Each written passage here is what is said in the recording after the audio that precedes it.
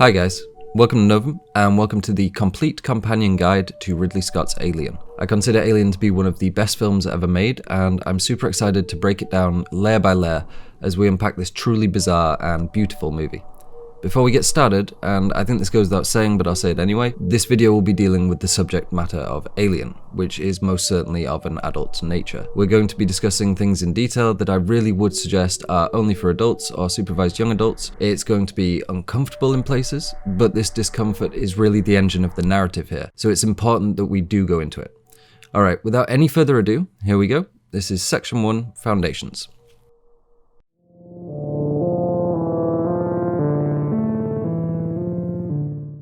I'm going to try and unpack the film as sequentially as possible, but there are some big themes that are present throughout that will remain relevant to our discussion. So rather than stringing it out and not explaining some things until later on, I'm going to use the opening scenes of the movie to demonstrate how the foundations of these themes are being set up, and use that to introduce the themes to you. So we're going to take a bit of a winding path at the start, and some of the things I'll be describing may seem like a bit of a reach at first, but they won't do by the end. The best place to start is with these beautiful sci-fi spacescapes that open the film. These were extremely popular at the time, alongside the slow exterior shots of model spaceships.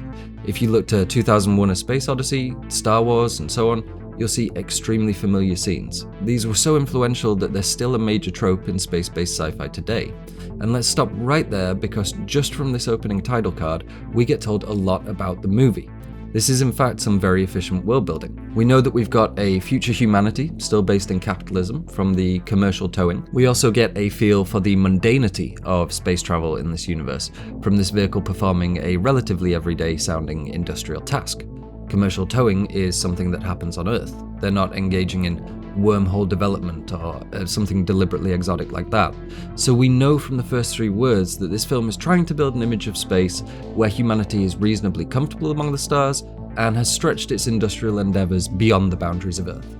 We know there's 7 characters aboard the ship, that the ship is named Nostromo, and we know that they're coming to the end of their mission on the way back to Earth. And it's a mission that they're likely weary from, given that the ship has 20 million tons of ore to refine. That's a surface reading there, but there's a lot more that this card can tell us. Let's start with the name Nostromo, which is an Italian word meaning shipmate or boatswain. A reassuring name on face value that works within the usual confines of space vessels adopting nautical language. In literature though, Nostromo is also a novel by author Joseph Conrad.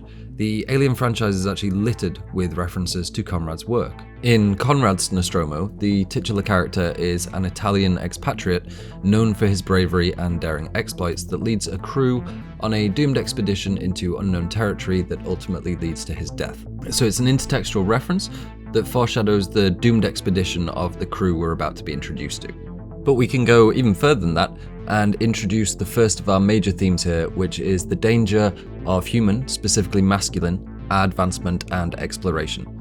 And we can do that because Conrad's work, along with Hemingway and H.G. Wells and many others, was essential in the romanticizing of exploration as a masculine pursuit. His work, and the work of his contemporaries, was quite frankly obsessed with notions of dashing white explorers venturing to savage lands in search of glory and notoriety.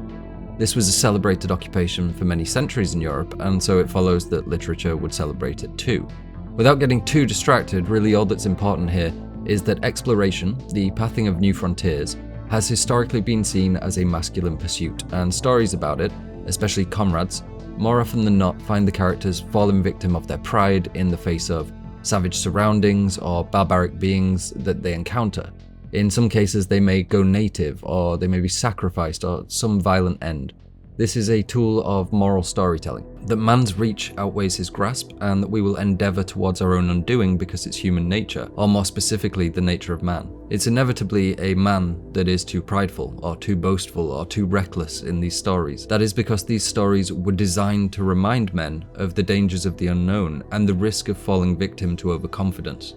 And also because at the time, nature and the extreme environmental frontiers often presented insurmountable adversaries. The navigation of nature had not yet been mastered by technology and human endeavour. This is especially crucial in Alien, given that the male characters all attempt their own version of heroism in the face of a barbaric predator and an extreme environment, and they meet their grisly ends because of it, just like Nostromo does. And with each of these themes that I'm introducing, there's a corresponding cultural anxiety.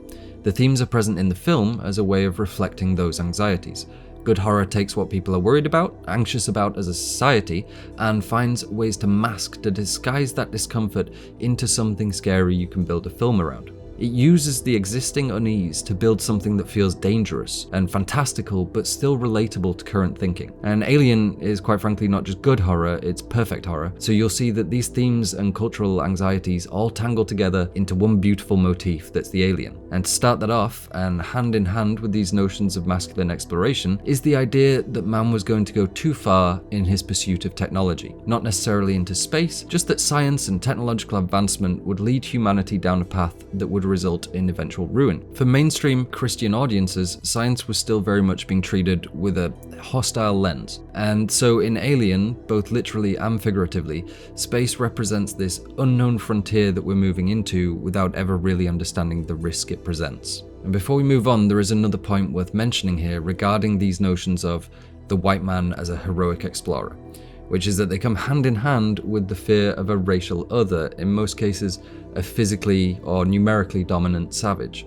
Conrad's work, while phenomenal in many respects, is very problematic through a modern lens, specifically in regards to race, as was the case with most of his contemporaries. While it's not something the film is open about, the fear of this dominant racial other can be applied almost exactly to the alien here, and it's the second of these core themes that runs throughout the film. The fear of encountering another tribe, another race, another species that can dominate you and desires to subjugate you. A fear that likely was present prior to Homo sapiens, prior to Neanderthals, but today mainly takes the guise of racism or xenophobia. This also provides us with our second major cultural anxiety, which was mainstream unease regarding increasing racial equality in the Western world, specifically America. Many white people in America were uneasy about what equalizing power between races would mean for their culture, and their previously unquestioned position of racial superiority. It's an uncomfortable subject, and one the film dances with skillfully, but this was something that filmmakers in the 70s and 80s were extremely aware of. A small minority of critics take this reading as a suggestion of racism on the film's part. We'll look at all this in a lot more detail as we go through, but for now I think the very short answer is that no, that isn't the case. But keeping all that in mind, what is the name Nostromo meant to signal to us here? Well, it's meant to remind us, to foreshadow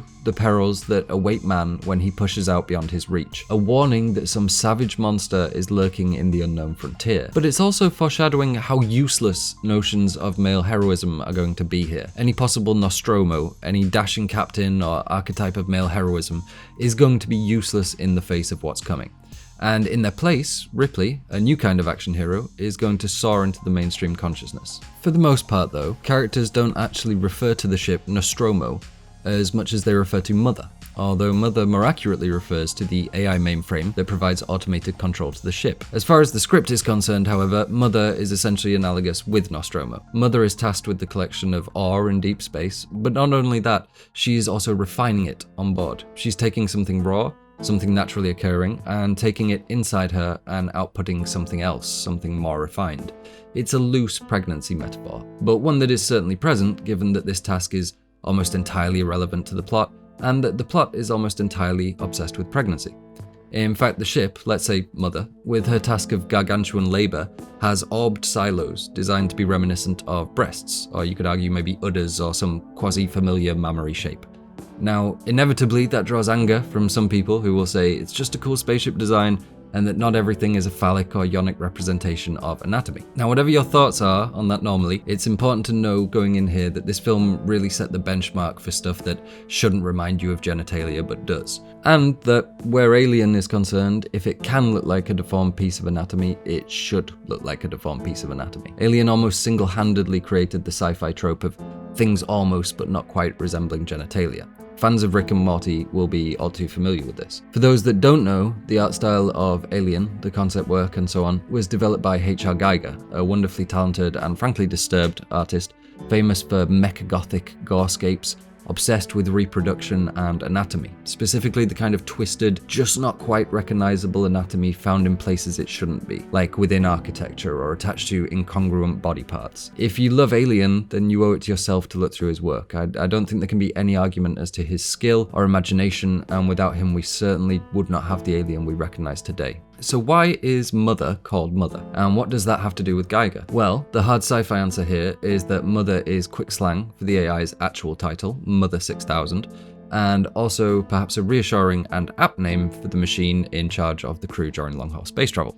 But the real reason, and our next major theme, is that this film is obsessed with pregnancy, specifically the perversion of pregnancy and pregnancies occurring in unnatural or irregular places, which just so happened to be right in Giger's wheelhouse. And so right from the very first shots, we see the entire setting of the film is taking place inside a ship known as MUTHUR, with giant metal breasts during a gargantuan process of labour. So what cultural anxiety is this theme of the perversion of pregnancy representing?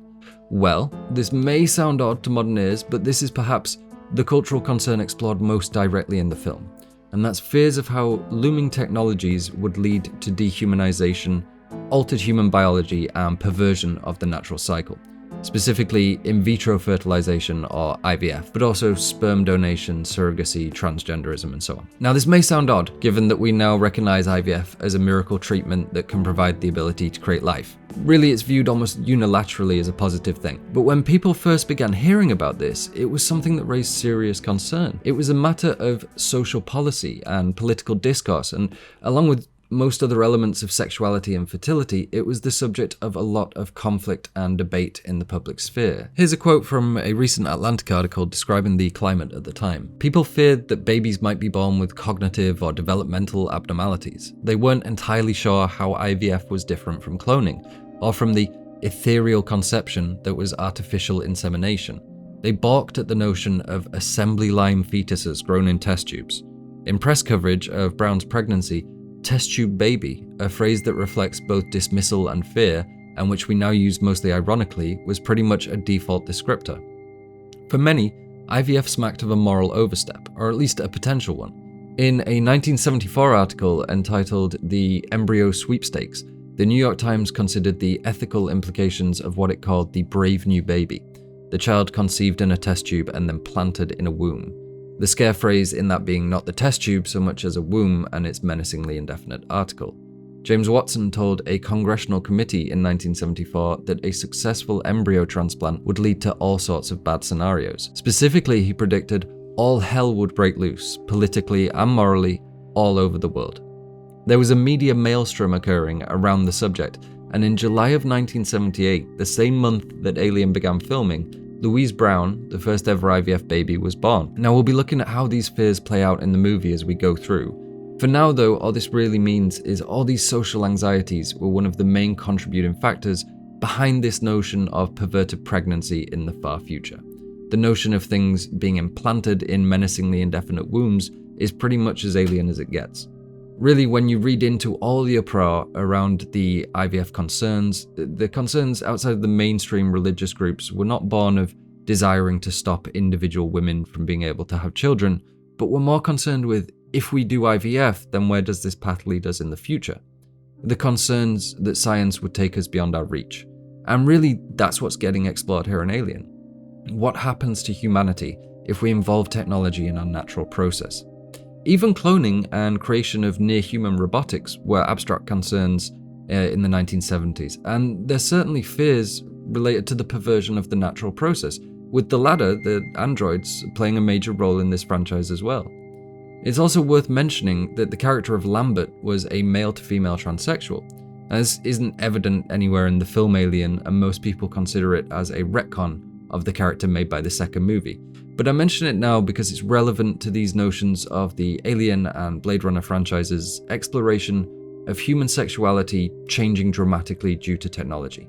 And again, it's related to conversations that were happening in the real world at the time regarding the intermingling of science and sexuality, in that case transgenderism. So following our close-ups of the Nostromo, we are greeted with some beautiful shots of the inside. While it's still very subtle at this point, this is all designed to be vaguely or weirdly reminiscent of female anatomy. All the doorways are designed to be deliberately but vaguely vaginal. Lots of corridors and tubes and so on. And of course the breasts on the exterior of the ship and the name Mother. It's all designed to provide these birthing illusions for what's about to happen. We'll see it a lot more clearly as we go through the movie.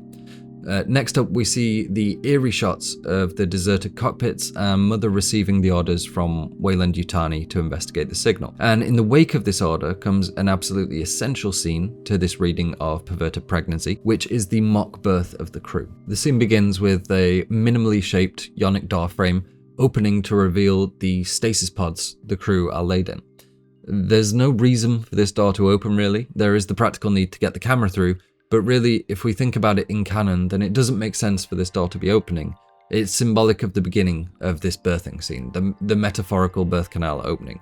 If MUTHUR, or the Nostromo, is some giant feminized mechanical device, then you could argue, and indeed critics do, that this room is representative of a womb. I think the real answer is a little more complex than that. As with Geiger's work, it's all designed to be vague and abstract, yet still recognizable, and I don't think that the answer is as clear-cut ever as this door is a birth canal, this room is definitely a womb, and so on. It's all just meant to fill your mind with that imagery without it ever directly being it. For instance, you could argue that the individual stasis pods are also representative of individual wombs or vaginas. It's all meant to guide you toward the same subtextual understanding. So as the camera enters, we see that the room is white. It has a sterility to it, like a medical setting, designed to allude to ideas of a birthing room. The characters are also wearing white underwear. They look a little bit like diapers or maybe swaddling, but they're actually shorts when you see them in other shots. This diaper-like imagery isn't accidental though. It infantilizes the characters somewhat and provides more visual strength to the birthing allegory. White also has the connotation of innocence, which again we relate to newborn children, and again provides weight to our birth allegory. We're going to look a lot more at the colour white as we go through, so keep that in mind because the film uses it at several key points. Continuing the theme of vaginal imagery, each of the crew has their own vessel to emerge from that slowly flaps open and again isn't quite visually representative of anatomy but provides soft allusions to it. The crew members look peaceful and the music reinforces this notion of a peaceful, innocent scene that is reminiscent of birth and daybreak and the natural world. It calls to mind an innocent being opening its eyes to the world for the first time, and we see that reflected in some tremendous body acting by John Hurt as he does these coming to life and greeting the world motions. All of this, from the colour to the sound to the set to the characters to the clothing, is geared towards you experiencing this as a scene of birth. And it's not just a birth though, it's a deliberately sterile one, in line with these anxieties regarding I.V.F. These characters come pre-diapered. They don't come into the film screaming and covered in blood. They enter calm and peacefully. This is a sterile birth, the birth of the future. And that is why all of this human architecture and design you see around the ship, from corridors to doorways to stasis pods, are all only vaguely reminiscent of female sexual organs. But when we see the alien designs, it becomes extremely explicit what you're looking at. Why the other births that we'll see in the film are so messy and visceral. Because they're organic. Because right now human sexuality has been dulled in the face of far future technology, and a few other things that we'll be looking at. And the characters have become the sterile race that the protesters in the 70s and 80s were concerned with, and that makes them prime targets for the sexually dominant predator they're about to encounter. There's a couple of other things that inform this choice. The brightness and optimism of this scene provides juxtaposition to the darkness and hopelessness of the rest of the movie. Birthing in itself is a commonly used trope for characters entering a movie in some form or another. And also, this was a relatively original idea at the time, at least in mainstream cinema, and the notion of stasis pods or other such devices for long-haul space travel are not unique to Alien, but this is certainly where they cemented themselves as a mainstream trope in the genre. Ultimately though, we start with a birthing scene because the film wants you to start thinking in this mode of impregnation and pregnancy and birth to inform your reading of all the body horror that is about to take place. As the scene closes, we see John Hurt's character get up and leave the bed before any of the other characters are even really sat up, falsely signalling him as a main character or potential male lead to the audience, building towards the subversion of Ripley actually being the film's hero. Now let's move on to the following scene that sees the crew eating together, and this scene tells us a couple of important things right off the bat about humanity in this future. Mainly that racial and gender equality seem to be in full swing. We're greeted with the direct symbolism of our crew sat around a table together, enjoying a meal and cracking jokes. Men, women, black, white, all on equal footing. Now, I realize that doesn't necessarily mean perfect equality, but it's quick visual shorthand for it, and as we'll come to learn, this pretty much is the case. It's also another very subtle string of tension for audiences mainly used to seeing white men in positions of superiority, and a reflection of anxieties regarding the loss of white male power given the horrendous events that are going to befall the crew. We see Ian Holmes' character Ash reaching for more milk while already stuffing himself with cereal. And this is nothing really on first viewing, save for the scene trying to demonstrate how ravenous the characters are due to their suspended animation. But it's important to single this out amidst the feasting, given that what we know about Ash in the later events of the movie, namely his android desire to mimic human natural functions and the odd representation of his bodily fluids. We'll look at that in detail later on, but for now I want to focus in on a crucial colour combination, something that has been cropping up in literature and colour film for as long as both have existed, and that is white and red. Now, if you're a degenerate like me, chances are when I said that, those two colours, your mind went to one place, and that's human bodily fluids, specifically the ones related to death, life and birth, that is to say, blood, semen and breast milk. Now you'll find this combination of red and white cropping up all over as visual or metaphorical shorthand for the functions of the human life and reproductive cycle. Perhaps its most notable uses come from instances involving a perversion of that process, just as we've been discussing here with fears regarding scientific alterations of the birthing process. Now we have an android that is gluttonous for milk and that strictly follows the commands of an AI called MUTHUR. It's a perversion of a familiar process, and we recognize it as strange because of milk's role in the human natural cycle and the android's place exterior to that. This trope has become so commonplace now that even very quick visual shorthand for characters being weird about milk will quickly let the audience know this character is going to have a concerning sexuality. Fans of Amazon's The Boys will remember Homelander's fetish for drinking Madeline Stillwell's breast milk is a reflection of him growing up motherless and the extremely troubling sexuality he has developed. And think how many terrible action movies you've seen where the psycho female assassin licks her blood, or the blood of some wounded person she's about to execute. Sometimes even male characters do it. It's quick imagery that alludes to them being messed up regarding sex and violence, and the combination of the two, because it's a perversion of natural processes. And that brings me to a very important tangent that will stay with us throughout, because you can't talk about red and white symbolism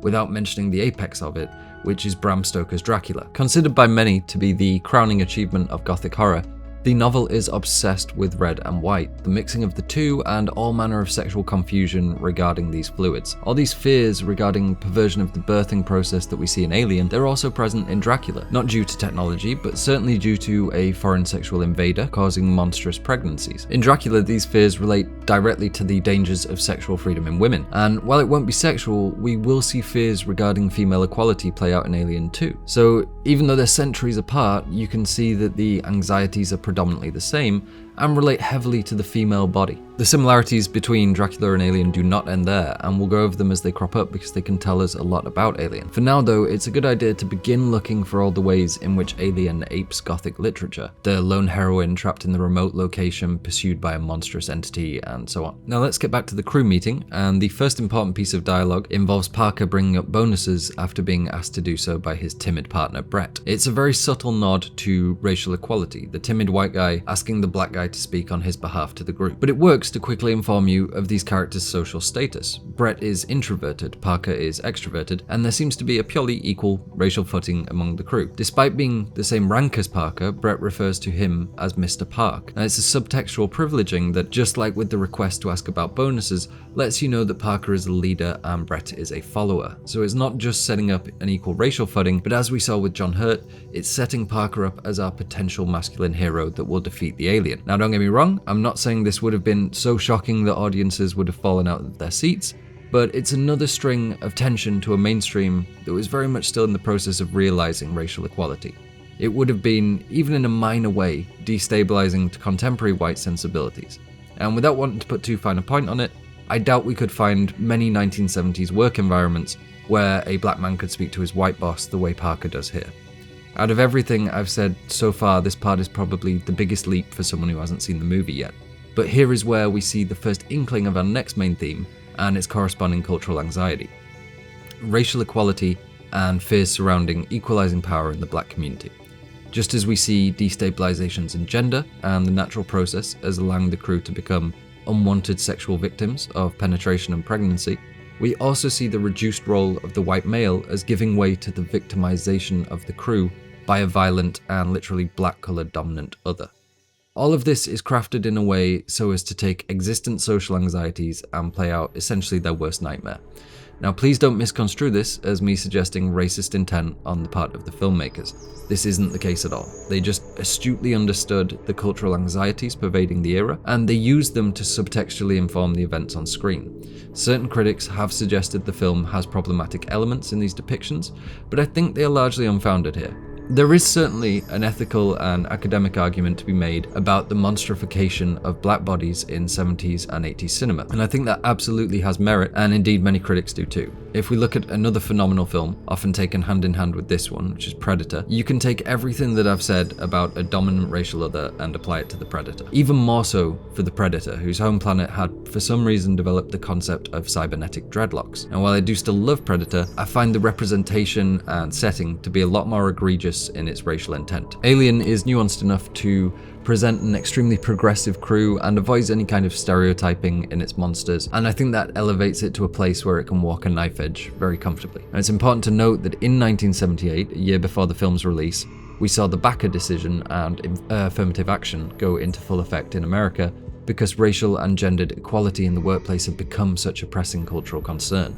This was a conversation that had been running since Kennedy's presidency in the early 1960s. This absolutely was on the filmmakers' minds when they were designing the supposedly egalitarian yet seemingly hyper-capitalist society the film displays. All the anxieties regarding loss of white male power and the calamities that befall the crew, they take some root in this, and it's another piece of the puzzle that you need to understand for context. In 1978, the two most pressing social concerns in America were equality of races and sexes and the future of human reproduction in the face of rapidly advancing technology. And that is exactly what we see reflected in Alien a year later. That's why horror is so important. It teaches us a lot about the cultural climate, the social anxieties of the era in which it was produced. Back to Brett and Parker asking the captain for bonuses. Now yes, the captain is a white guy, but as we'll find out, he mainly exists in this role so we can see it being violently destabilized later due to exactly what we've just been discussing. But it is slipped in during this exchange that everyone else gets paid more than them, and this tells us a couple of important things. One, although Parker may be socially equal, he is the only non-white person on the crew and operating on the lowest tier of their hierarchy. So while racism may not be a thing, systemic racism under capitalism may still well be. More importantly, it also demonstrates that women were being paid the same amount as their colleagues in the same role and more than some of their male counterparts. Again, this is meant to be quietly destabilizing to 1970s patriarchal sensibilities, and again, the pay gap between genders was a major cultural concern at that point. As with all the other anxieties we've mentioned, this foreshadows the rest of the film, only with this one is the foreshadowing of Ripley's ascent to mainstream heroine in a film full of failed action heroes. While racial and gendered equality may be commonplace in the future, there is still a big emphasis on hierarchy, orders, and control. Parker and Brett get paid less because they work a role seen to be less valuable and more blue collar. Seconds later, the captain is given an alert that he jokes, but means is for his eyes only. And further to this, we see him go through a sequence that looks at first like some run-of-the-mill button pushing in a sci-fi movie, but it quickly becomes clear that he's doing something similar to punching in his time card. It's another nod to bureaucracy and professional hierarchy. As with the sort of stability and security that Dallas represents, all of this Weyland-Yutani corporate bureaucratic stuff mainly exists so that when it all hits the fan later, we feel like this system of control has catastrophically failed and we look to Ripley. But it's also another adversarial element for her to overcome later alongside the alien threat. It's this exterior controlling body that orders them to the planet, that orders Ash to retrieve a living sample, that requires him to physically attack Ripley. If the Xenomorph represents the threat of violent sexual domination by men that Ripley has to overcome, then this unseen, controlling entity can be seen as shorthand for unseen, systemic control at the hands of patriarchy that Ripley also has to overcome. Alright, so now we have all our major themes and reflective cultural anxieties, let's go over them and then we'll quickly move through unpacking the rest of the movie.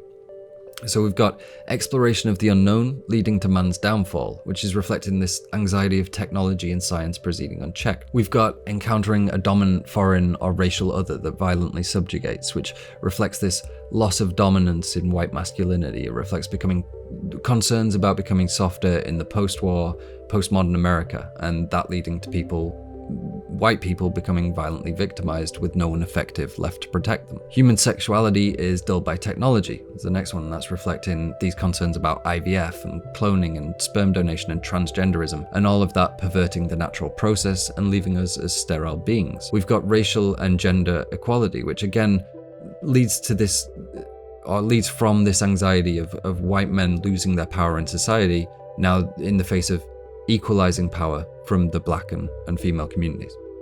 And then lastly, we have the subversion of male heroism. And this is kind of the core anxiety. This is all of the above combined results in weak men unable to overcome their savage adversary. So we can sum all that up quite neatly. People were scared that technology and scientific advancement were going to lead to a place where human beings were dulled and sterile and lacking the tooth and claw required to overcome nature. This, combined with the loss of white male power, would lead to a scenario where either whites were racially dominated, or Americans were nationally dominated, or indeed men became dominated by women. The Alien is an incredible motif in this regard because it encapsulates all of these anxieties and uses them in its design and portrayal to terrify the audience with what they're already scared of. It's a physically dominant racial other that turns sterile, toothless white men into birthing vessels through a violent perversion of the birthing process. I can't think of another example in horror, save for Dracula perhaps, that uses its surrounding cultural anxieties so efficiently and so perfectly as the original Xenomorph did. I mentioned that the subversion of male heroism, resulting in weak men unable to overcome their savage adversary, is the core anxiety. And that's because really all the other fears take root in that. It's the anxieties at their most distilled form, or at their culmination, and it's the only one that the film provides a real answer to in the form of Ripley. If male heroism can't save us in the face of a dominant invader, then maybe a woman can, because as we'll see, she makes every right decision while every male crew member fails in their call to action. And most crucially, she doesn't achieve success by doing what the men do, only while being a woman, as most modern action heroines do. She acts differently to the men. She opposes them. She doesn't necessarily use physical superiority or aggression. In fact, she's a victim of it as well in the film. She uses intelligence and compassion where they're required, and she maintains control of herself even in the face of abject terror. If we were to boil Alien down to a single point, that would be it, that male violence won't solve male violence, and as we move towards a softer future, we will have to reconfigure a way to deal with the outside barbarism of those that don't share our values. And if you think about a lot of the major events since the film came out, this was a lesson we could very much have done well to learn. So those are the main themes running through the film. Now we're going to go through scene by scene and see where they apply and what else the film has to say. This is part 2, LV-426.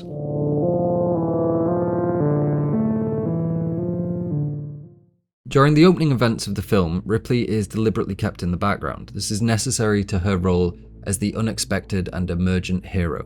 Over this sequence, we hear her narrate a long message, and it's not even really clear it's her. She's purposefully kept off screen, with her voice being faded out with the other characters speaking over her as she continues to recite. Following this, we see the crew meeting again to discuss Mother waking them up early. And there's a deliberate, repeated use of she here, designed to anthropomorphize the AI and reinforce the feminine nature of this giant birthing metaphor that they reside within, as well as subtly informing the anxieties towards increasing female power and technological birth. In the 1970s, a woman controlling a ship was still largely seen as an invitation for calamity.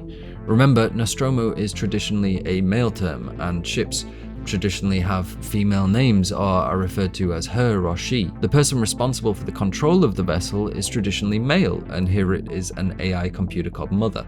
The gender roles are inverted, and so is the power dynamic, which fans of the franchise will recognize as a recurring theme. It's foreshadowing the awful events that are about to befall the crew, but where this film differentiates itself from the stigma of a female captain being bad luck is that ultimately it is female power here that is able to overcome the threat. Over the next few scenes, we see more reinforcement of the film's obsession with pregnancy, panning shots of the breast-like domes, Ripley's reference to the umbilical, which is the tether between the Nostromo and the lander, and multiple instances of the term mother. We also see some screen telemetry that has become extremely familiar in science fiction paraphernalia. When the time comes to explore LV-426, Kane volunteers to be in the first group, the first demonstration of male heroism gone awry in the movie. The captain orders Lambert to go with him, and it's from here on in, with the introduction of the alien ship and architecture, that the visual subtext begins to get a lot more explicit. While not completely clear in most of the shots, The crashed vessel on LV-426 resembles a set of open legs with a vaginal entrance. And not like these doors were vaguely reminiscent of genitalia, stuff is a lot more obvious here. With the design of the actually alien stuff, we see Geiger in full effect. The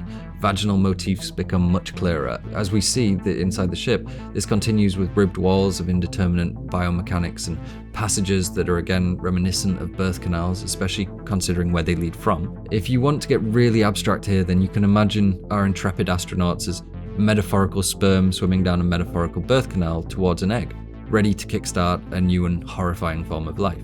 And if that sounds gross or weird to you, then good, because it definitely is. Eventually, the explorers arrive at the body of a long-dead alien figure, known by fans as the Space Jockey, until he was retconned in the Prometheus films to be an engineer wearing an elaborate piloting suit.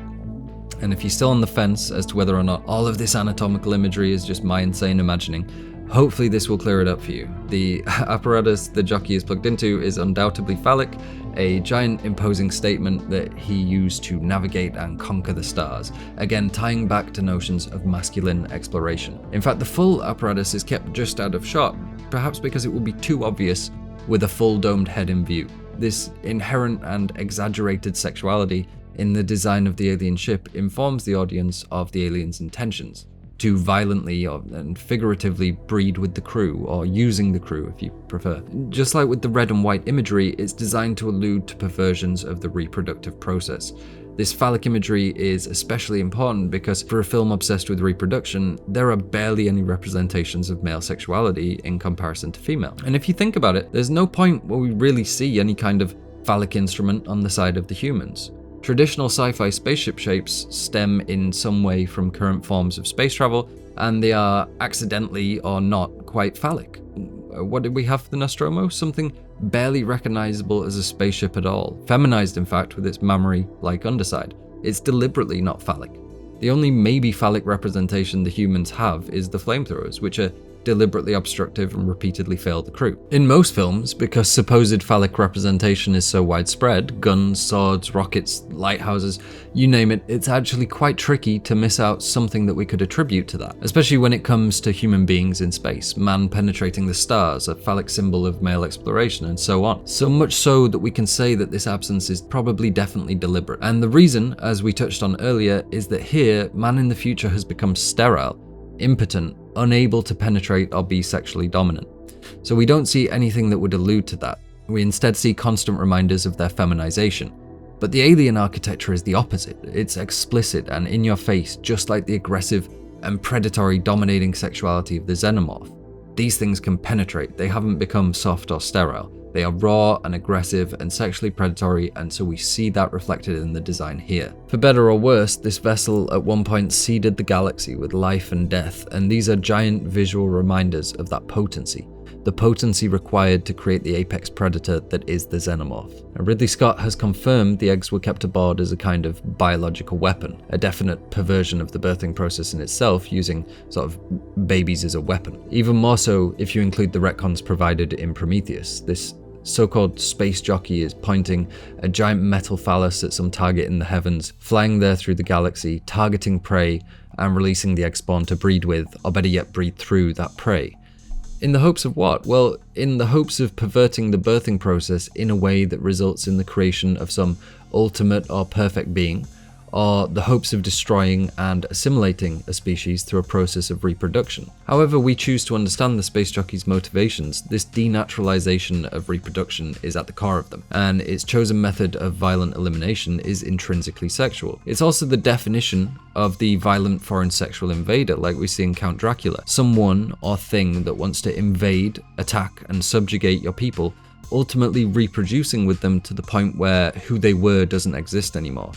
In real-world anxieties, this is usually applied to racial or nationalistic identities, but here the threat is potentially to our entire species. Next up, we're shown the alien eggs, and I think at this point, this probably goes without saying, but eggs are a definite signifier of the birthing process, and it's designed to be distinctly not recognizable, alien in fact. Some of the motifs could be vaguely recognizable as human up until this point, like the mammary-like extrusions on the ship or the yonic openings, but really once we get aboard the alien ship, the pilot, these eggs, everything becomes distinctly less so. It presents vaguely human sexuality at first, and then definitely sexual, non-human aspects, and then begins to blur the line between them as the film moves forward and the aliens begin to breed or evolve through the humans.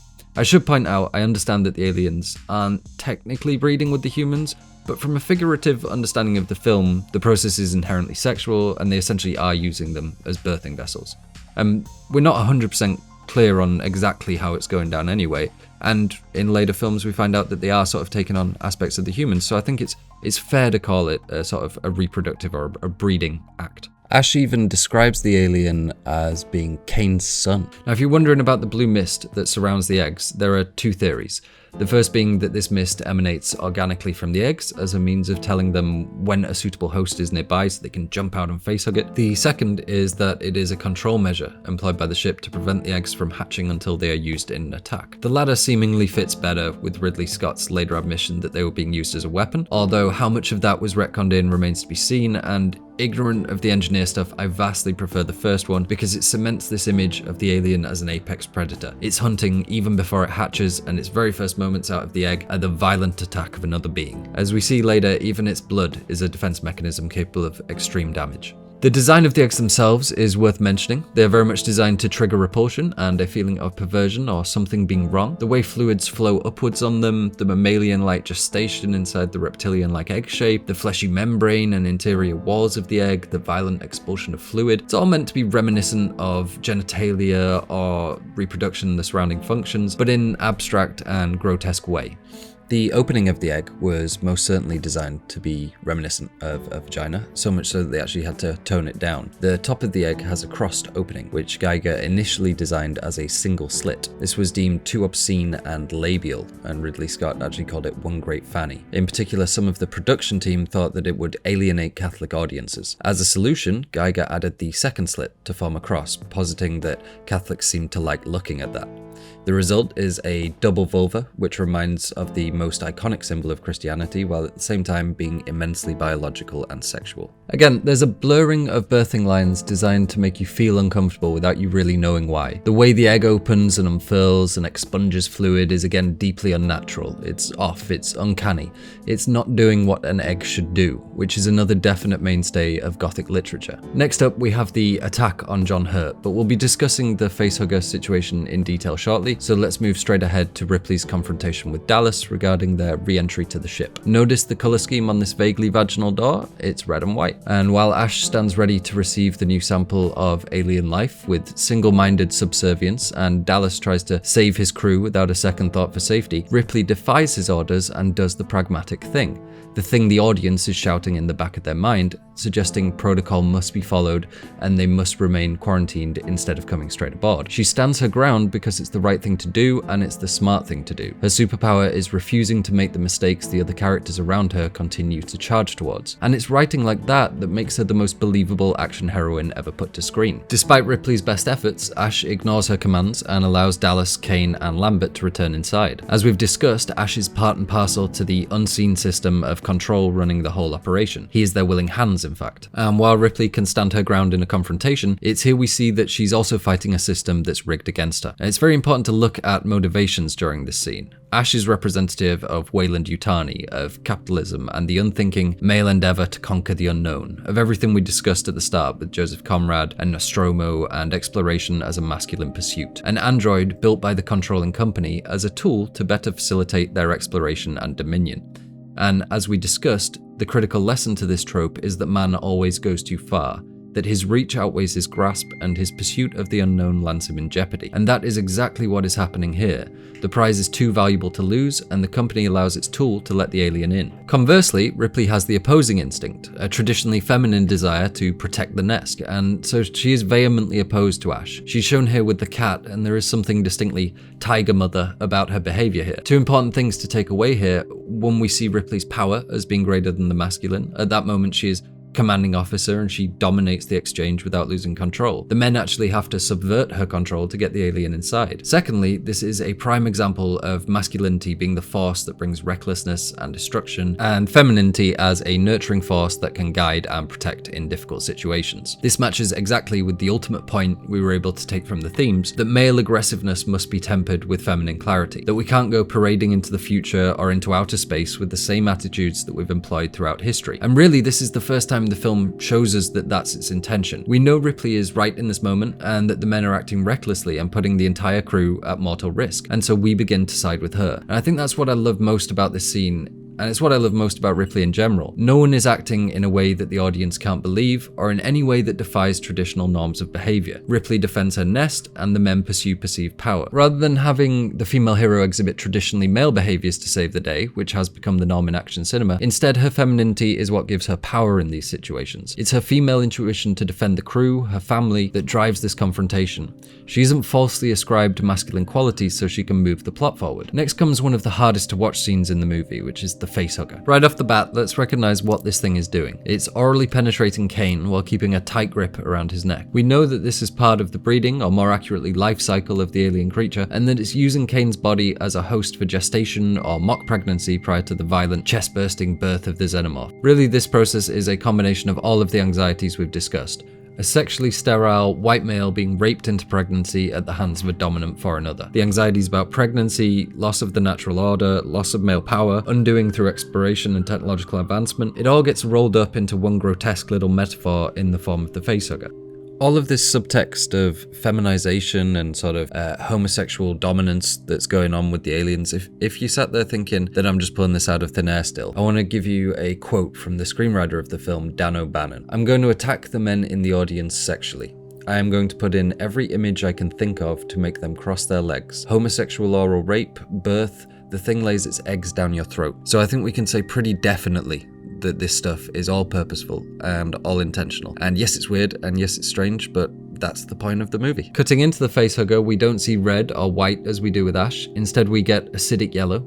Like the architecture on the ship, everything about the alien is different, uncanny. Different in ways that aren't just alien or non-human, but in ways that simply shouldn't function given our knowledge of science and biology. And it's those grotesque, impossible fluids that are currently interacting with the subjugated Kane. Everything about how this scene is constructed is genius. The visceral practical effects that still hold up, the pulsating of the Facehugger alongside Kane's breathing, the tightening of the tail around the neck. It's masterful tension building as the film loses what at this point audiences were beginning to recognize as the male lead. The beginning of what we know to be an essential part of Ripley's character, the subversion of masculine heroism. Now, following this, Ripley confronts Ash for contradicting her commands. She's deliberately threatening here, quite capable of making Ash uncomfortable, although as we know this has a lot to do with him not wanting his true agenda to be discovered.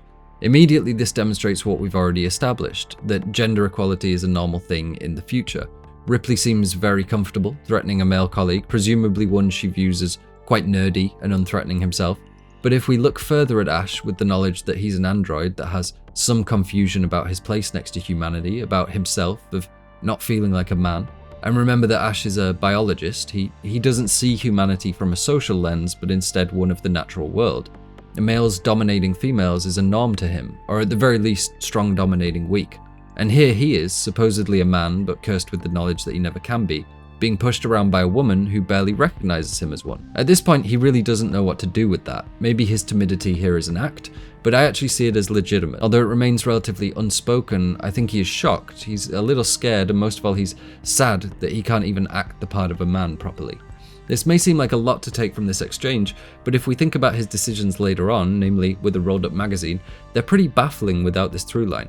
Now, following their confrontation, there is a brief period of downtime before Ripley, Dallas, and Ash go to check on Kane and discover that the Facehugger is no longer attached to him. They look around the room before the deceased Facehugger jump scares off the roof and onto Ripley's shoulder. Dallas impotently dives to save Ripley long after the threat is disproven to the audience, which is yet more foreshadowing to the audience that male heroism can't be relied upon and that Ripley is going to have to save herself. Ripley, Ash, and Dallas argue about what to do with the dead Facehugger, and not for the first or last time in the film, Ripley gets in the way or interferes with Ash's scientific paraphernalia. She is literally getting in the way of science, and we, the audience that understand science is going too far here, understand Ripley to be correct. Both Dallas and Ash favor keeping the alien and seeing the scientific endeavor through.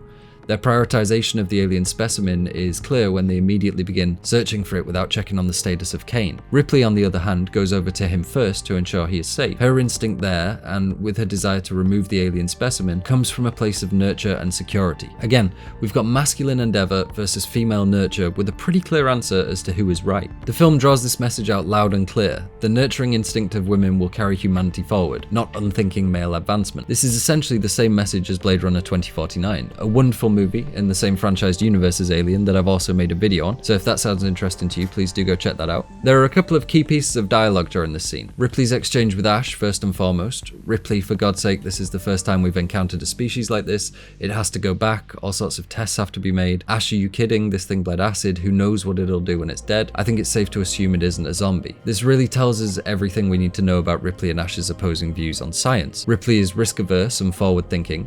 Ash is mocking of Ripley, almost disbelieving that she could oppose such a discovery being kept aboard. And again, we know very clearly which one is right and what the film is saying about the perils of unchecked scientific advancement.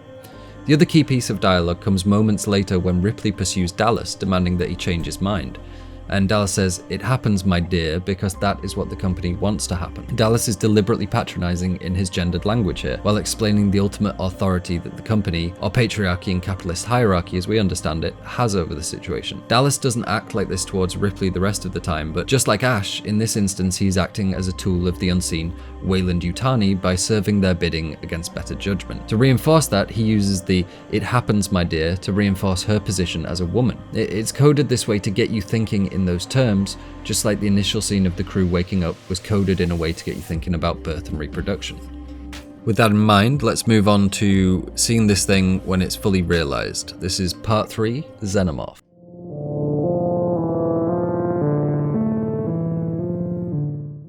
Okay, let's pick up with Kane waking up and the brief moments of optimism before the chest bursting, because there's some incredibly intelligent filmmaking at work there. Now, the immediate horror movie trope at work is the ease of tension before the delivery of the jump scare. But there's more going on than that. It also gives us a chance to be reminded of the man before destroying him entirely through the mock, and in a way very real, birth of the chest-bursting Xeno. It's subverted its own subversion of male heroism just so it can subvert it again in violent fashion moments later. I mentioned the sound design earlier when discussing Ripley's voice message recording. In this scene, something similar occurs where there's an encouraged mishmash of sounds, voices of overlapping positivity and celebration that are difficult to pin down individually. This is matched with quick cuts of the crew and intense blocking of the camera by the actors. It's a shell game. It's designed to overwhelm and confuse the audience, and to mimic the raucous celebration of the crew while keeping the audience from asking themselves the questions the crew should be asking right now, like, are we certain this guy's chest isn't about to explode? There's an audio-visual cacophony going on designed to drown out your thinking and analysing while the sequence plays out. So while it may be tempting to see it as this moment of easement, of optimism before the jump scare, it's actually a little bit more complex. Rather than giving you a moment to de-stress before re-scaring you, it keeps you at a high level of tension with the bombardment of positive images and sounds, and doesn't really let you achieve a calm. Also, while we're on the subject of framing and blocking, Yaphet Kotto is exceptional at using his physical presence to dominate a shot, and we see it many times during this film. He's absolutely tremendous in this movie, and I was very sorry to hear of his passing while making this video. Now, onto the birthing or chest bursting scene properly, and the first thing I want to point out is we're back to white room, white outfits, just like with the mock birth at the start of the film. There is a key difference, however. While that was serene and calm, this is loud and chaotic. Everyone's speaking and reaching over one another. More than that though, it's messy. Kane is tearing and throwing food, the table is cluttered, crumbs are spilling from mouths. The sterility of the opening scene isn't present. The reddy-orange fluid they're drinking stands out among all the white of the scene, and once it's spilled, it pretty clearly resembles blood. Again, red and white bodily fluids. You can see the film is starting to build towards one of those moments I discussed earlier, in this case, birth and death combined. Kane is shown to be experiencing a highly increased appetite. You could say he's eating for two, which is another building block of the mock pregnancy at work here. He begins to gag and convulse, and then he clutches at his stomach as if suffering abdominal contractions.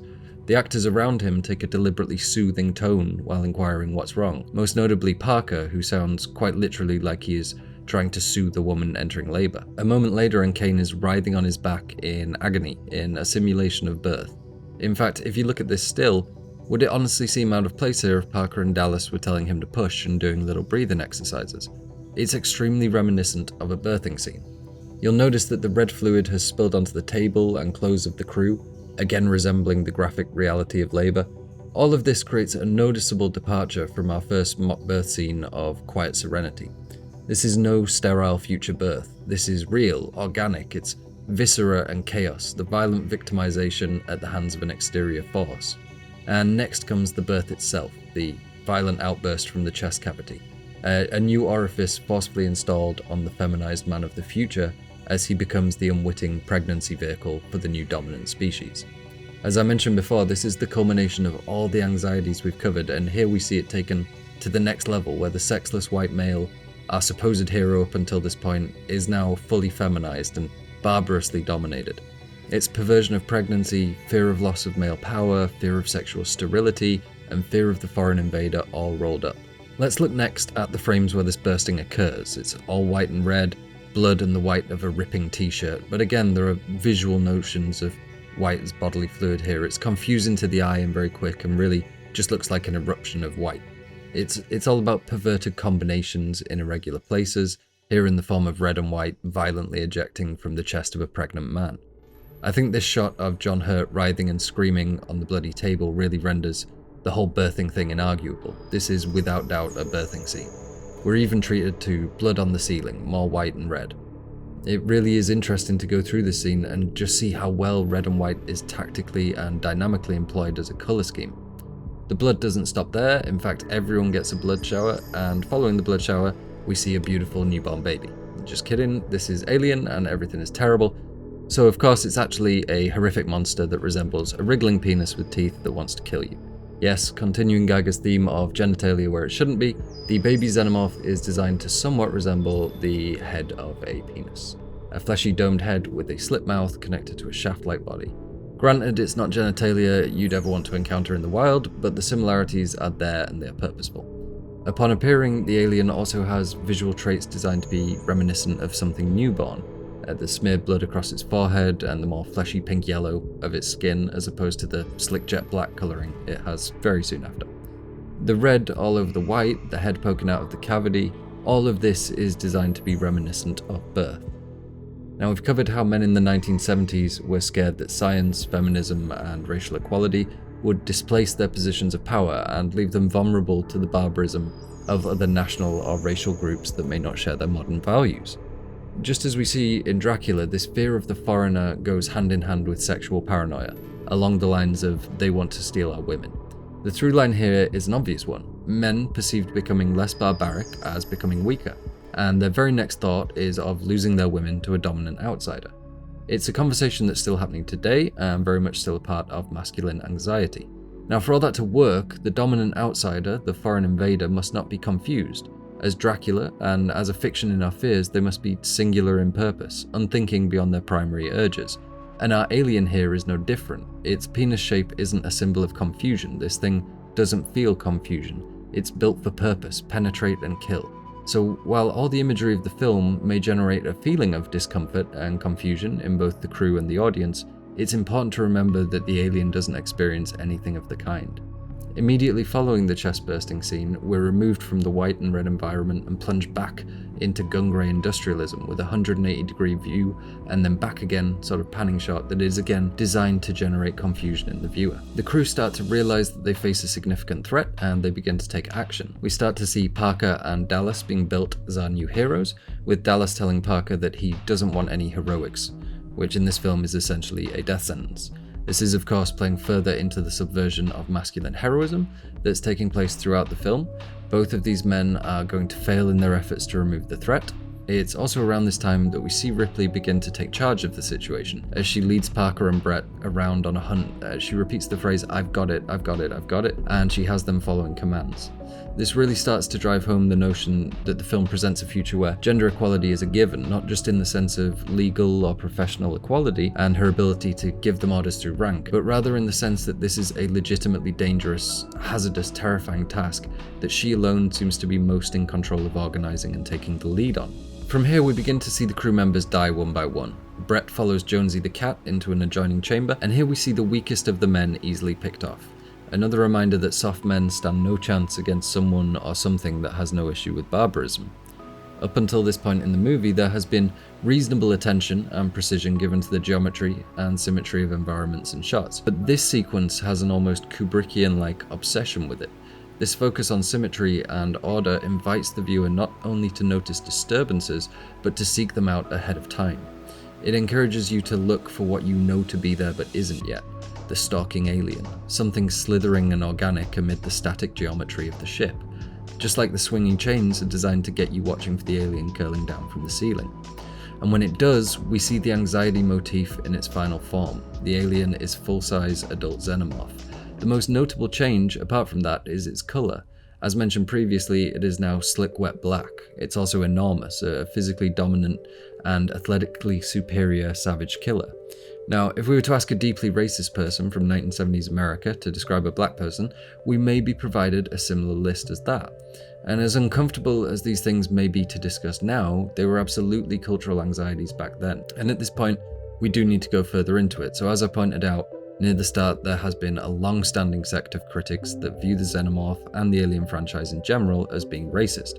Even as recently as 2020, there are articles online suggesting that, quote, the film signified the black woman as an unkillable and ceaselessly breeding alien who threatened the body politic. Now, I could go on for hours with various quotes of criticism levied at the film for this, but ultimately, I don't really agree with the vast majority of it.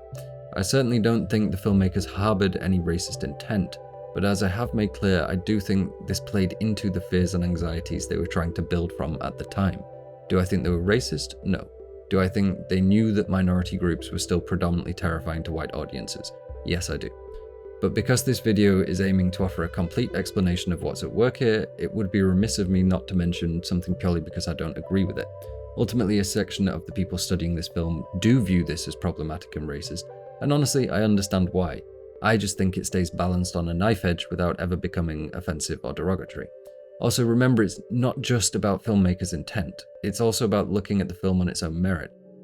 And as amazing a film as this is, we're really only talking about it now because it was received so well at the time. It resonated with audiences for a great many reasons, and some of those reasons we may not view with the same lens today.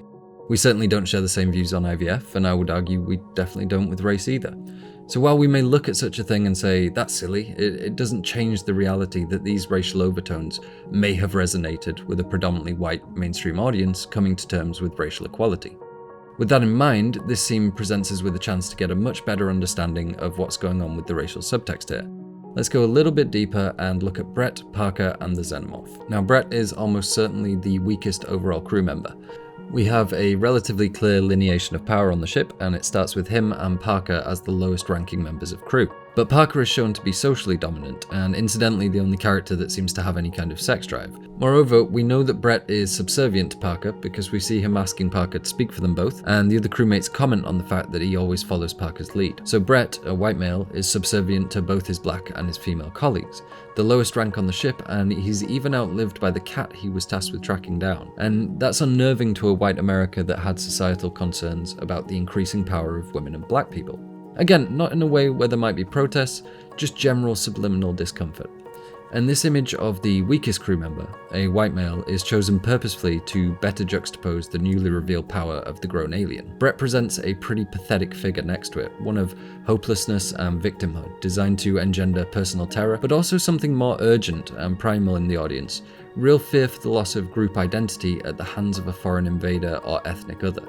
Not just that you will be killed, but that your men would be slaughtered and your women bred with until the very notion of you and your culture has been erased and replaced, a tactic used by conquerors throughout history and apparently by good horror writers too. With essentially all of the aliens' kills on the crew, there is a sexual undertone of some kind. We've already had Kane being orally penetrated and chestburst, being feminized essentially, and we'll look at each of the deaths in turn. With Brett, we see the same kind of feminization, and here it seeds from notions of the black body being hypervirile and increasing female power having an inverse effect on masculinity. The fear being that if men weaken themselves to a position equal to or lower than women, then they run the risk of being sexually dominated by a more virile being. This is most certainly the case with Brett. We see the helpless white figure being attacked from behind and forcibly penetrated by the dominant black figure, and his only response is to let out a warbled scream. Just like Kane, he has essentially been feminized in the eyes of the audience. and there are no heroes here. So I've mentioned penetration more than a couple of times during this video, but to be more accurate in our analysis, let's refer to this as incorrect penetration, which could actually be a subtitle for both Alien and Dracula, because as well as Red and White and Pregnancy, they're both obsessed with this idea of incorrect penetration. Now, when we're talking about penetration in film and literature, we're almost never talking about actual penetration, more a metaphorical penetration. It could be a stabbing, a gunshot even, anything you like. Incorrect penetration is usually a little bit more towards the actually sexual, but perverted in some way so as to be unnatural or unwanted.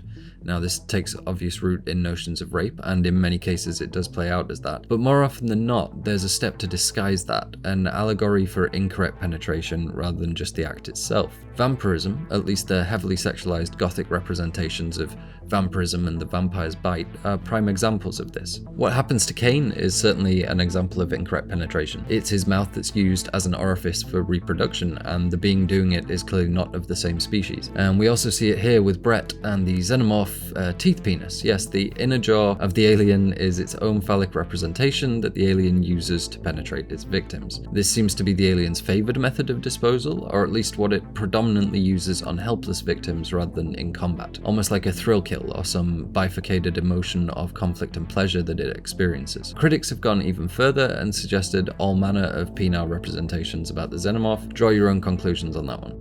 As we get a closer look at the alien prior to the attack, we can see white fluid, presumably something akin to saliva, leaking or dripping from its mouth. And as comically unpleasant as it is to discuss, we're now confronted with this large black, supposedly phallic object leaking white fluid in pre-excitement, about to extend a domed shaft to forcibly penetrate its white victim. That's one hell of a sentence. But hopefully the point is clear by now. This is a reflection of anxieties regarding the waning power of the white male body and the threat of perceived savagery and dominance by minority groups. Now, there is one last thing on this subject that, if purposeful, I think is quite problematic, and it comes right after the attack on Brett. Right after we get these shots of the alien, we cut to this shot of Parker. Again, may I point out how awesome this shot looks and how phenomenal the framing and blocking by Yvette Koto is here, and also the shot of Dallas, Tom Skerritt, that comes right after. It's just so well set up. But you may have seen it, you may think there's nothing there, but potentially there is a mirroring to the shot of the Xenomorph and the shot of Parker. They're both posed similarly with roughly the same position and angle in frame. The right side of the frame is graded to black to give the appearance that they are emerging or intermingling with the shadow. They both look really cool, but if this is mirroring, then what exactly is it suggesting? Well, usually mirroring is either a tool to demonstrate opposition, in which case we'd expect to see the shots facing opposite ways outward or inward towards each other in a kind of face-off scenario. When you get one shot that matches the other like this, it's usually implemented to suggest a kind of similarity, familiar traits or bond of some kind, and that may be a bit problematic here as to what the film is suggesting. There are close-ups of the white characters that follow after, but none of them really have the intense closeness of the shots of Parker or positional mirroring of the Xenomorph. Ultimately, we have no firm knowledge on the intent here one way or another, so I'll leave you to draw your own conclusions on that. For me though, there is something very important at work here parallel to that, which is that Parker has been set up as the boldest character up until this point, and we focus in so close on him so we can be confronted by his terror, just like he was confronted by the Xenomorph. If the film is playing on a racial subtext of the black dominant other here, then we see that even a virile confident black man is completely feminized by it as well. It dominates the weakest and strongest crew members in the same instance, and the film focuses in on that look of abject hopelessness on Parker's face to reinforce that. I think that's why the mirroring exists, to go from the extreme unthinking confidence of the apex predator to juxtaposing it against the complete terror and disbelief of Parker. The only crew member that doesn't seem to lose control to fear is Ripley, and that is something that contemporary audiences were not expecting. Given the information in Aliens regarding Lambert's transgenderism, she's also the only born female on the crew and the only person capable of defeating the alien threat. She's the first mainstream female action hero. She's also the first final girl in a horror film, starting two trends at once that are mainstays today. It's one of my favourite performances ever put to film, so let's look at her in detail as we move towards the climax of the movie. This is part 4, Ellen Ripley.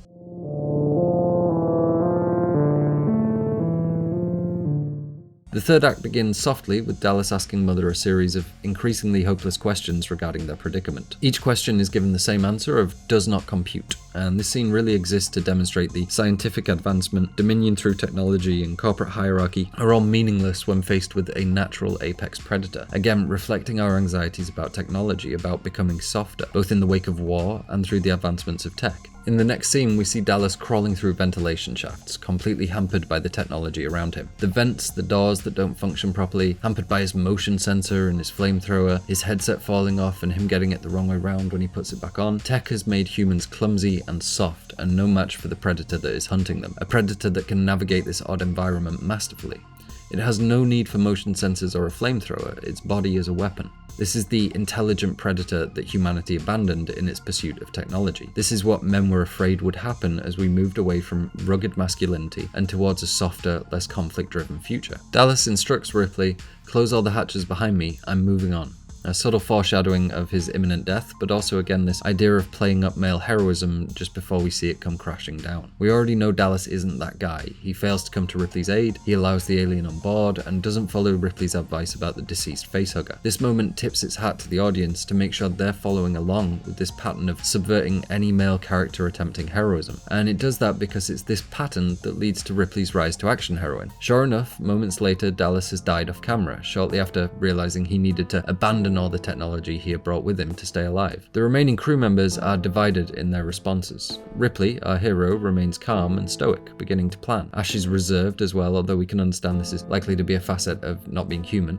Parker is clearly scared and angry, and at this point we see Lambert have a full breakdown, essentially cracking and wanting to abandon ship, which is an objectively good idea. This is, again, very important to Ripley's development. Ripley wants to continue on with the captain's plan. The film makes it clear that it's not simply Ripley being a woman that is allowing her to succeed. For all intents and purposes, Lambert is a woman and she isn't immune to fear. She isn't stoic in the face of certain death. It indicates there's something special about Ripley. She is an exceptional human. She is our hero. And it's here that it really becomes clear that Ripley is in charge and the only member of the crew left thinking straight. The conflict between Ripley and Ash pushes towards a conclusion when he refuses to provide her any answers. She lets out a half laugh, half cry at his answer that he's still collating.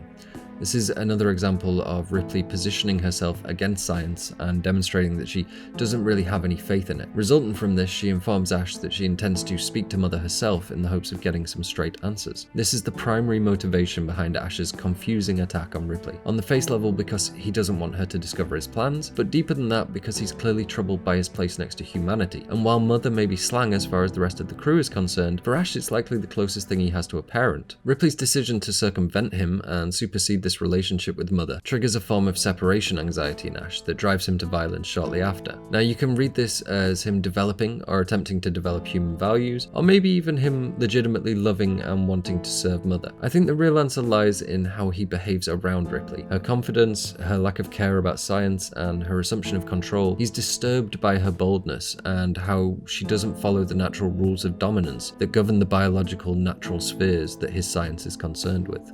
He's disturbed by the conflict she represents in her willingness to disobey Weyland-Yutani, who, as we've discussed at this point in the series, is just a faceless representation of uncaring capitalism and patriarchy. Both of these factors result in the same thing. Ripley presents a disturbance to patriarchal control as a woman assuming power over men and contradicting the masculine endeavour of pursuing the unknown.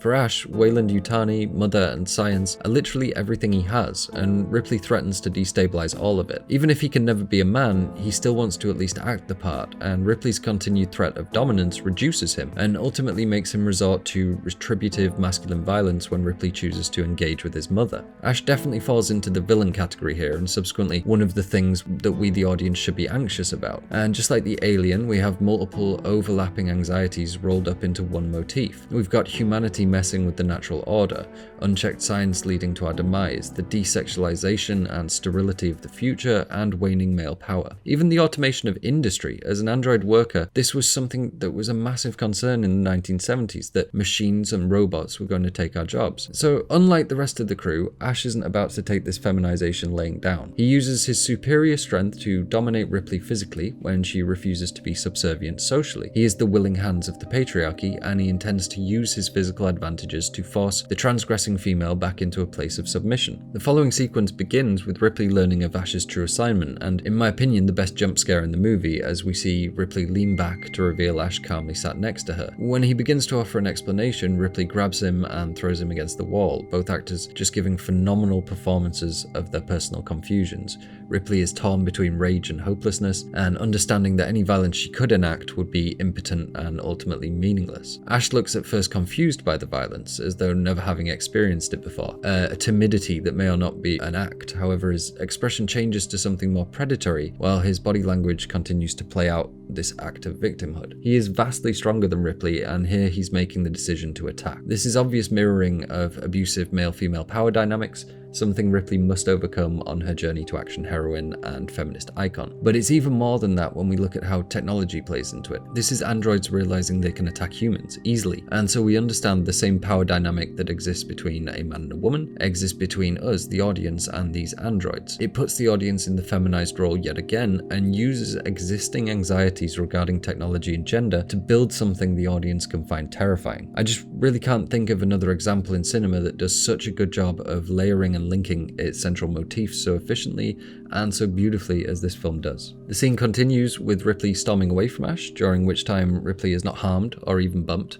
The sudden presence of blood in her nose is therefore quite unexplainable when seen in context. In reality, this is because there was a deleted scene involving Ripley suffering decompression in an airlock that was cut out. But nevertheless, this nosebleed was intentional. This wasn't like Sigourney Weaver bumping her nose while filming. It was an intentional decision to have her have a bloody orifice during this scene. And the answer as to why that is because this scene is meant to be reminiscent of Ash performing a rape on Ripley. Just as the opening and chest-bursting scenes were designed to be reminiscent of birth, and the alien ship and design were designed to be reminiscent of overt genitalia and so on. More accurately, Ash is actually simulating a rape within the context of the film. Perhaps in his desire to attain a form of humanity, perhaps through some innate desire he doesn't understand, perhaps in mimicry of observed human and animal behavior. Ripley's bloodied orifice is an indicator of this in a similar way to how the tomato juice table scene visually indicated birth. The bloodied orifice of Ripley is mirrored by Ash beginning to inexplicably leak white fluid. Again, red and white, in this case the blood and ejaculate of a violent sexual encounter. The fluid leaking from Ash is deliberately off-white, providing a pretty clear visual link. They even exit the predominantly yellow room to have this encounter in the red and white style environment that accompanied both birthing scenes. None of this is accidental. It's designed to serve your brain gross little cues to suggest towards a violent sexual encounter, just as the chest-bursting scene did with birth. Shots like this of Ripley crawling away from her attacker are deliberately reminiscent of rape on screen. She crawls towards the camera on all fours with terror on her face as her male attacker follows calmly behind, with just his lower body in shot to emphasize the threat. Ash catches Ripley and throws her against the wall, displaying the effortless strength that would become essential in depictions of androids by Ridley Scott, in Blade Runner, Prometheus, Raised by Wolves, and so on. He has a way of making their violence so precise and calm that really works. From here, Ash pauses, unsure what to do next, and at this point the audience are right to assume that something deviant is about to occur. From here, the scene more than resembles rape metaphorically, it essentially becomes one via instrument anyway. Ash throws Ripley onto a nearby bed, as if he knows that's at least where such a thing should take place. Ash approaches Ripley and begins rocking menacingly. In the background, we see magazine cutouts of naked glamour models, and this is again designed to take your brain to a sexual place to inform what you're viewing in the foreground. It suggests a sexual place within Ash, but also serves as a grim reminder of a raw, natural sexuality that Ash does not possess. This isn't something that's frequently in the back of shots, nor does the film dwell on any real nudity or actual sexual content. It's placed here very purposefully just for this scene, to inform the viewer of the sexual undertones to what's happening. It's also worth noting that there is also a photograph of eggs, which at the surface level is some funny world building about Parker fantasizing about food almost as much as he does about women during long-haul space travel. He intimates as much earlier in the film actually when talking to Lambert. But this is Alien, and if you're looking at eggs the same by this point, you probably haven't been watching very closely. There's this obvious allusion to the Xeno eggs that this all started from, and there's the other allusion to the birthing process in general. In fact, this whole wall is filled with desires of things Ash can't really ever enjoy because he is outside of the natural order. And it's masterful because when you really break it down, this shot is a metaphor for Ash's whole state of being. He's on the edge of humanity, the natural world, looking in at a world of sex and birth and life and death that he can never truly be part of. He even studies it as a biologist, forced to study what he can never have. And so he rocks back back and forth, he mock fiddles with his shirt buttons, and he quickly examines the nude photos around him as if he's mentally preparing for an act that he doesn't have the anatomy to achieve.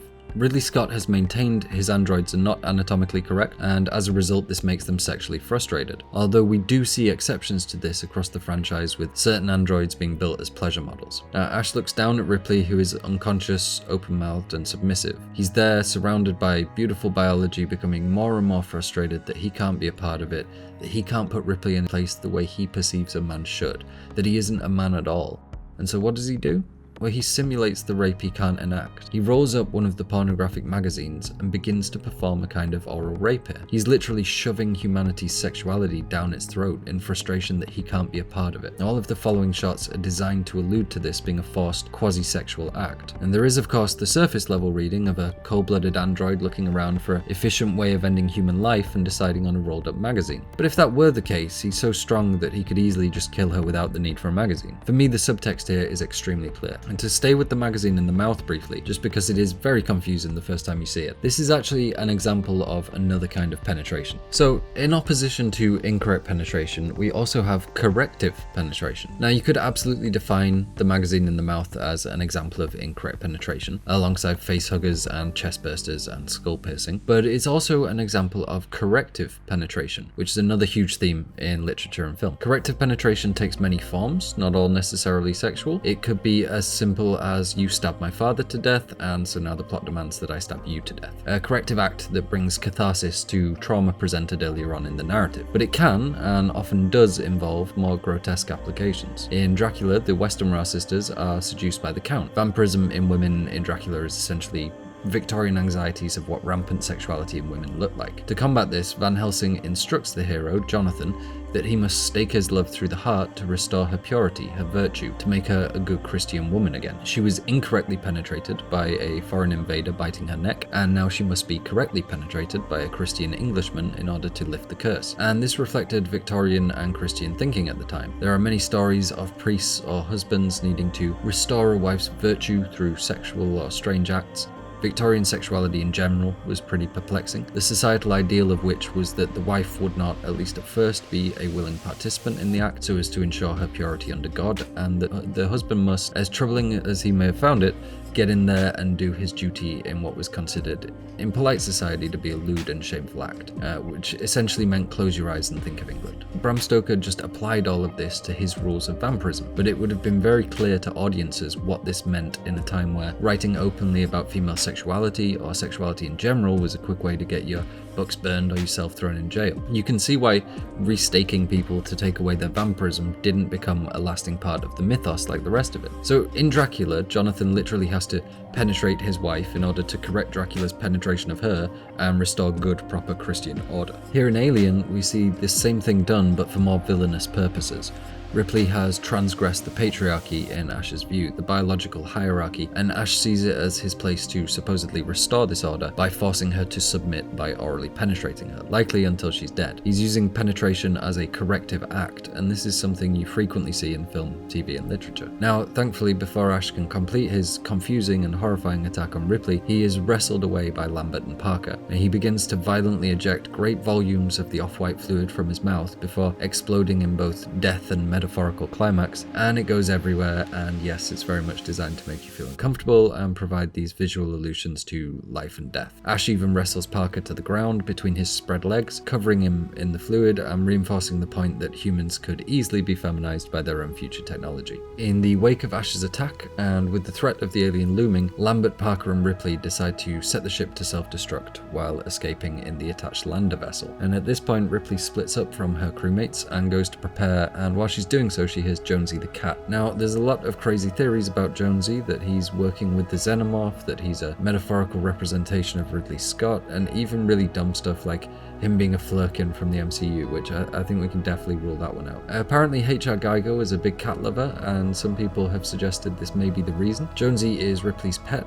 Much like pets that were kept aboard sailing ships, he's there to catch rodents and provide companionship. There's this common trope in horror movies also where animals can sense the supernatural or the killer stalking in the bushes, and I think for the most part that's what Jonesy is here, as well as to tug at the heartstrings of an audience that don't want to see a Xenomorph kill a cute animal. But if we do want to read a little further into it than we can, the cat was put there purposefully, and there are certain connotations and meanings ascribed to cats, primarily the notion of rebirth and resurrection as per their 9 lives, and that is something that essentially happens to Ripley and Jonesy at the end of the film. They're put into suspended animation to be reborn. The title of the 4th film is Resurrection. The 9 lives also refers to cats as survivors, and they are for the most part loners, and Jonesy is the only company left at the end for our lone survivor Ripley. They are kindred spirits, I'd say. I think that's kind of the purpose of Jonesy. He gives Ripley someone to be warm to. They share an understanding. Next up we have the final subversion of male heroism and the realization of Ripley as the final girl, with the deaths of Parker and Lambert. For those that don't know, final girl is a term given to the trope of the surviving woman at the end of a horror movie. I discuss it in better detail during my Mandy video, so check that out if you're interested. The deaths of Parker and Lambert are again quasi-sexual. Similar to Brett, we see the Xenomorph using its inner jaw penetrator action to put a new orifice in Parker's head. Up until this point, we haven't seen the alien kill a woman, and we do see something different in how this attack takes place. The alien curls its spiked tail around the back of Lambert's leg, beginning to move upward, and the camera cuts just as it gets to her butt. The camera cuts and we hear Lambert scream, and I think it's pretty obvious what you're supposed to assume happened, which is again another death by penetration, and a pretty nasty one at that. The difference in method is interesting, but we don't really have enough information here to say this is something that the Xenomorph would do with female victims as opposed to male. Obviously it could have still killed her off screen with its inner jaw, and we're just seeing the tail to demonstrate how close it is, but I don't think so. I think it's pretty clear telegraphing of what's coming. It's just what they could get away with at the time. From there we get this amazing and intense sequence with the self-destruct, again demonstrating the unreliability of technology in the face of this organic apex predator.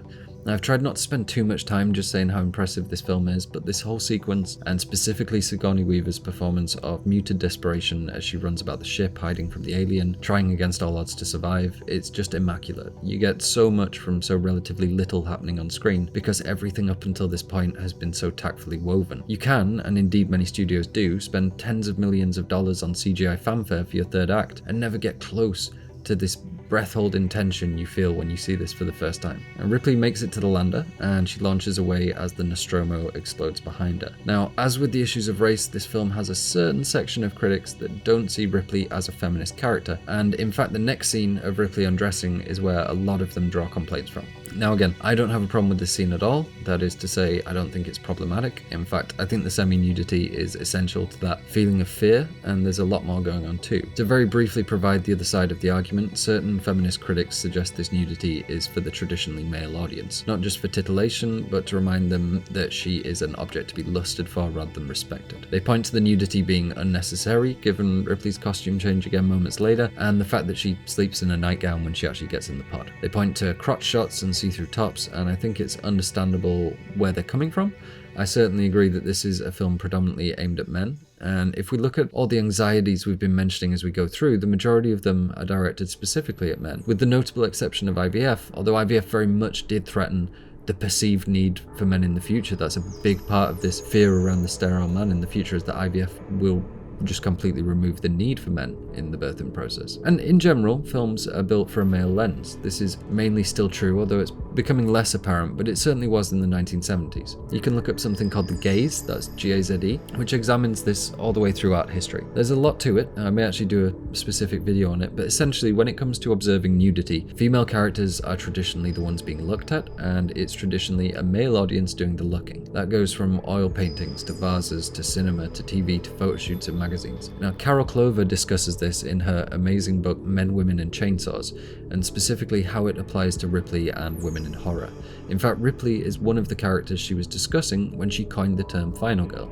And part of that is that she is the girl that is sexually unavailable or inaccessible for some reason, both to the killer and the audience. Usually in contrast to other more promiscuous or ill-behaved women earlier in the film. In Ripley's case, she's sexually unavailable because she is a semi-androgynous, introverted badass and all the men have been killed, but as we've been discussing, most of the crew seems to be relatively sexless, with the exception of Parker and Lambert, who share a brief flirtatious moment, and as the final girl trope dictates, they are both now dead. Inevitably, final girls are beaten up with torn clothing, and Clover and other critics do identify part of this final girl process is of them being looked at, being the object of the male gaze on screen. She describes their body as a battleground that tells the story of the trauma they've gone through during the course of the narrative. So while it may be that Ripley is dressed like that to be looked at, it's still something that very respected feminist critics suggest is part and parcel with this role of final girl, which has come to be a very well recognized feminist trope. And in this case, for Clover, part of that is men looking, or at least recognizing that the audience is a traditionally masculine lens. And it's not necessary that this film is a feminist film for Ripley to be a feminist icon. The audience wasn't a feminist audience. This is a mainstream blockbuster that took a risk and put forward the idea, the blueprint, for the female action hero. Feminists were right to celebrate Ripley, but that doesn't mean Alien has to be recognized as a feminist film. Now with that out of the way, let's look at why this undressing is so important to building tension in these last few minutes. The most obvious part here is that it renders Ripley, and indeed anyone, more vulnerable than when they're clothed. When we're naked or in our underwear, we're not wanting to engage in any kind of fight to the death with an alien sex monster. It doesn't just emphasize how vulnerable Ripley is though. For the first time it emphasizes her femininity. Everything she dresses in up until now is unisex, androgynous, functional work clothing. The film wanted us to recognize her as an equal, but now we're at the last moments of the horror film. It wants us to recognize her as a woman alone with an insanely powerful threat. The film wants to emphasize that to keep ramping up the tension, and it works. You feel scared for her, and given that her getting undressed is this moment of serenity and relaxation, you feel that terror and that stress come back even more so when you realize she's not alone. Emphasizing her femininity is also, at least in this case, another way of seeing her in a more sexual light. The semi-see-through top and skimpy underwear doesn't leave a lot to the imagination, and that's important here because, as we've been seeing again and again, although the film doesn't make it 100% explicit, this alien is a sexual threat of sorts, and emphasizing Ripley's sexuality here is another way of emphasizing that threat. If you remember when the crew woke up, we saw them wearing these outfits, and just like I mentioned, that there was an element of innocence to them, and there's an element of innocence to Ripley's outfit here. All of this, the stripping, the twisted underwear and so on, it demonstrates wordlessly that she's comfortable, that she feels safe, and that she isn't being watched or hunted. She's got away, so that when we see the alien sleeping on the wall of the lander, we go right back to not being able to breathe alongside her. We feel caught out as she does. And we know the rest. Ripley uses her intelligence and cunning to think through a plan in the face of paralyzing terror, and she overcomes the alien using the vacuum of space and a little bit of corrective penetration via the harpoon javelin. She jumps in a stasis pod and waits for her and Jonesy to be rescued by James Cameron. I think I was 8 or 9 when I saw this on VHS, and I remember thinking, oh man, Ripley is cool. As she stalked through the corridors with the flamethrower, and to me she still looks really cool. The character design, the sweaty hair, the overalls, the shoulder-slung flamethrower flexed out ready, she's just always looked awesome to me. I even had Ripley action figures that came out for the release of Alien Resurrection, I think, and that's worth dwelling on because before Ripley, female action heroes really weren't a thing. Even now, you won't find too many little boys buying the Black Widow or Captain Marvel dolls compared to Captain America and Iron Man. But that's what I wanted, and that's what lots of other kids at the time wanted too. Most of whom had never seen any of the movies. She was a sensation, and just because we see her in her underwear, it shouldn't take away anything from the achievement her character represents and all that she has done for women on screen. So one thing I touched on at the end there that really I wanted to say the whole way through is how Alien is predominantly a horror aimed at men. That's not to say women wouldn't enjoy it or be scared by it or have been a big part of the box office numbers, but more how I mentioned previously that the horror found inside the film and the anxieties that the horror is built on were predominantly male focused. And that isn't necessarily shocking given the era it came out in, nor does it take anything away from Ripley or what the film accomplishes. But it is certainly becoming rarer. I would hazard to put a percentage on it, but I would say a comfortable majority of horror being made today is aimed at female audiences because female audiences consume the most horror. American Horror Story is a prime example of this. It understands its audience, and almost all of what I've seen from that show seems to be based on what women find unsettling. This may be a kind of second wave response to the Ripleys and final girls of horror. It was a genre where women shown as being badass, as succeeding where their contemporaries couldn't, and now, a couple of decades later, you have a genre that is tilted heavily towards that gender in terms of viewership. And to think the role of Ripley was originally written for a man until Sigourney Weaver was cast for it. So even in her journey onto the screen, she was sort of taken over for the men and changing the rules. Now, speaking of horror aimed at certain genders, I think a film that really manages to be scary for everyone, but still very much play on gender-specific fears, is Hereditary. And I don't want to say too much, because I'll be bringing out a video on that very soon, but it's something to keep in mind when you're watching horror films in the future. Who is this fear designed for? And lastly, and I'll probably make a video for this too, just because we're kind of hidden away right at the end here, but thank you so much for 1,000 subscribers. I'm so happy we did it, and yeah, just thank you all so much. I really was 50-50 on if we'd even ever get here, but thankfully the Lighthouse video started getting a lot of attention like 6 months after I put it out. Not sure why, but very grateful it did. Even more importantly than that, I have a free comic book for you to check out right now. It's called Chaos Magnum, and I've put my heart and soul into it. Issue 1 is a beast, it's around 45 pages I think, and it's completely free for you to go read now. The link is in the description. I also have a full fiction novel, almost finished, that will hopefully be releasing in the next few months that I'll keep you guys updated about. That's called This Vessel Runs on Rage. Upcoming videos, I think, as I mentioned, are going to be Hereditary, and a look at fairy tales, why they're so important, where they originated from, and how they've influenced our notions of identity and behaviour. I've got loads of other ideas for videos though, and you can expect them to come a lot more frequently now that my health is better and we've got monetized. And on that note, thank you so much to everyone who commented, especially to all the people who wished me a speedy recovery on the Lighthouse video. It really means a lot, and I'm super happy to be back in the saddle. I'll talk to you guys next time. Peace.